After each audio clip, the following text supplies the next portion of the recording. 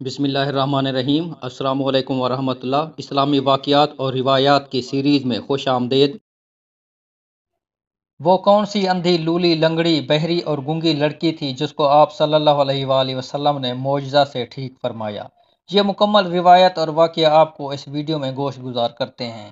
اس سے پہلے آپ سے ریکویسٹ ہے، اگر آپ چینل پر نئے ہیں تو سبسکرائب کرنے کے ساتھ بیل آئیکن پریس کر دیں تاکہ آپ کو ہماری ایمان افروز معلوماتی ویڈیوز ملتی رہیں، اور ویڈیو اچھی لگے تو لائک اور شیئر کرنا نہ بھولیں۔ جزاک اللہ۔ اس لڑکی کے والد کا نام حبیب بن مالک تھا۔ وہ یمن کے بہت بڑے سردار تھے۔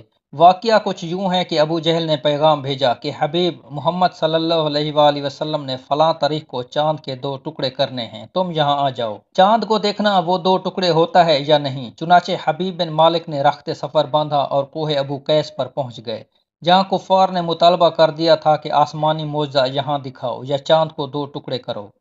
میرے آقا محمد صلی اللہ علیہ وآلہ وسلم تشریف لائے اور چاند 2 ٹکڑے کر دیا اور واپس تشریف لے گئے۔ خصائص الکبریٰ میں موجود ہے کہ 1.5 گھنٹہ تک چاند 2 ٹکڑے رہا۔ حبیب بن مالک یہ دیکھ کر حضور اکرم صلی اللہ علیہ وآلہ وسلم کے پاس آئے اور بولے، یہ سب ٹھیک ہے، لیکن بتائیں میرے دل کو کیا دکھ ہے؟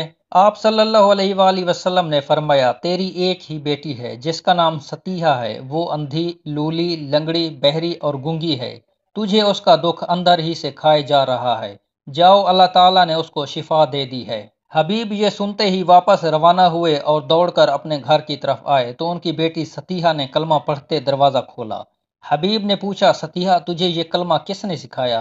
تو اس نے حضور اکرم صلی اللہ علیہ وآلہ وسلم کا سارا حلیہ بتایا اور بولی، اے ابا، وہ آئے، مجھے زیارت بخشی اور دعا فرمائی اور مجھے کلمہ طیبہ بھی پڑھا گئے۔ حبیب واپس مکہ آئے اور کلمہ پڑھ کر مسلمان ہو گئے۔ نہ صرف مسلمان ہوئے بلکہ اسلام کی خدمت میں بھی پیش رہے۔ سبحان اللہ۔